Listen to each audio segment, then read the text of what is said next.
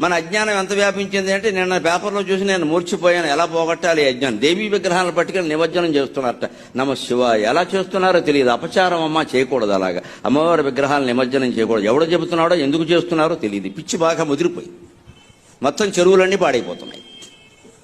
అమ్మవారి కోపం వస్తే పేటరేకిపోతుంది ఆవిడ. ఏమనుకుంటున్నారు? వినాయకుడిలాగా శాంతమూర్తి కాదు ఆవిడ. వేసేస్తుంది ఒక దెబ్బ. నన్ను ముంచడానికి నువ్వెవడారా, నేను మొత్తం ముంచేస్తానని. ఇటు దశాయుధాలు ఉన్న అమ్మవారి విగ్రహం తీసుకుని నిమజ్జనం చేస్తారా? బుద్ధి జ్ఞానం ఉందా? నాకు మంటెత్తి మాట్లాడుతున్నాను నేను. గణపతి నిమజ్జనం అంటే అమ్మవారి నిమజ్జనం అది మంచిది. వెళ్ళిన వాళ్ళు కూడా నిమజ్జనం చేసేయండి, చెను వదిలిపోతుంది. వీళ్ళు కూడా మొనకమన్నాడు దాంతోపాటు.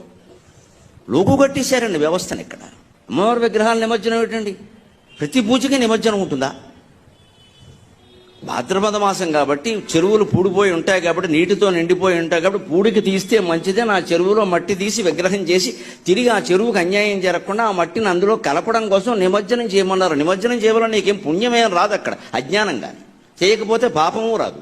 దాని వెనకాల ఒక శాస్త్రీయ విజ్ఞానం ఉంది.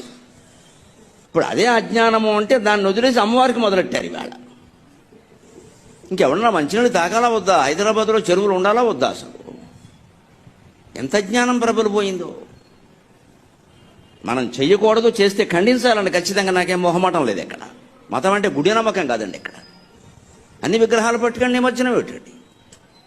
ఎక్కడి నుంచి వచ్చింది ఇది? ఇదే మడ్డి మడ్డి మడ్డి. అసలు తత్వం వదిలేసాం మనం, తత్తుకొడుకులో తయారయ్యాం.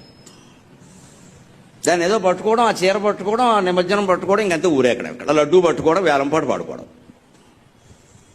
తత్వం వదిలేసాం. ఆ తత్వమే యోగ వాసిష్టం.